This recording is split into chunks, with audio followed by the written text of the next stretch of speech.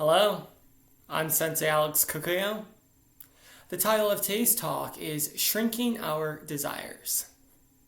Before we get into that, please subscribe and hit the notification bell. That way you'll be notified when I post talks in the future.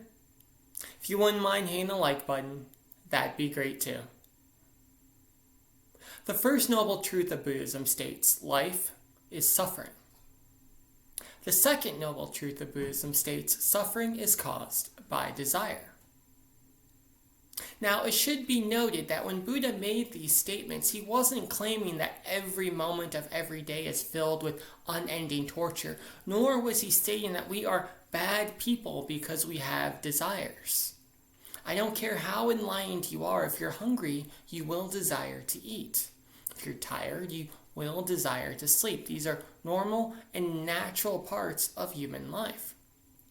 However, the Buddha was warning us in this teaching that if our mind is untrained, it will always find a reason to be unhappy. It will always find a source of suffering in every moment.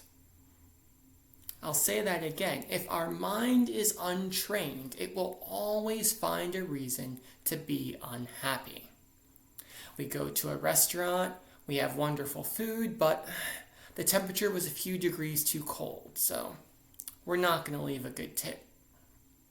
We have a car that's good and reliable, gets us from point A to point B, but we think we'd be happier if we got the newer model with the nicer seats.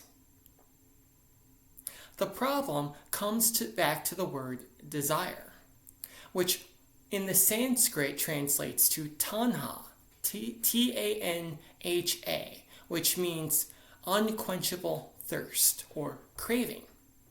So we, as human beings, have an unquenchable thirst for something more. Our desires are limitless. It doesn't matter how much stuff we have, we'll always want more. It doesn't matter what we get, we'll always want something else.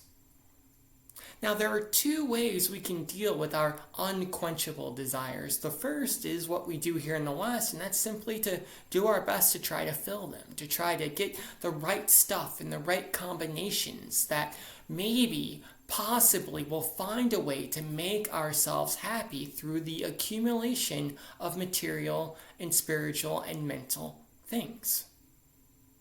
But we can see the folly of going this route by looking at millionaires and billionaires, people who have more food, more wealth, more clothing, more houses than they could possibly ever desire, and yet they still have the same mental and spiritual problems of everyone else. So we go to option 2, the Buddhist option, which is to shrink our desires.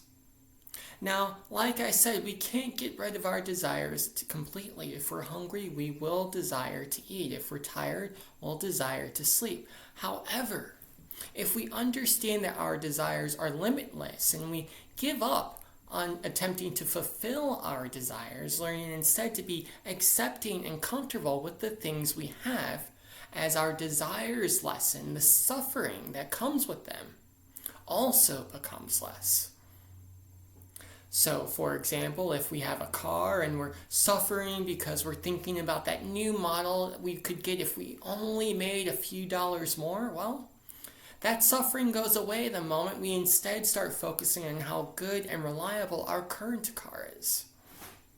If we're suffering because we're thinking about that promotion we didn't get, that suffering goes away as soon as we think about how much we enjoy our current job and how it allows us to pay our bills and spend time with our family.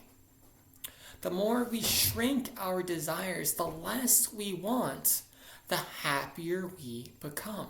But we have to train our minds to do this. This is why gratitude is such an important part of Buddhist training. When we take the time to express gratitude for the things we already have, the food, the clothing, the shelter, the medicine that's at our disposal, we become more appreciative. We notice the good things and we enjoy them more as a result.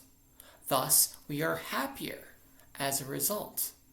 And suffering ends both for us and all the sentient beings around us as well. Amitabha.